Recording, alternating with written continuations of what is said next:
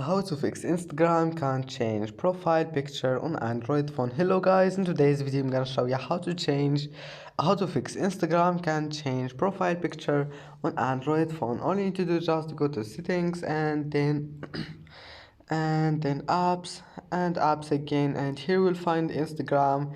Now just go to permissions and allow camera and then storage. Now go to data usage, enable background data and clear cache. Now just try again and your problem will be fixed, and if that doesn't fix your problem, just restart your phone and try again and your problem will be fixed. And that's it for today's video. Don't forget like and subscribe, and thank you for watching this video until the end, and see you in the next video.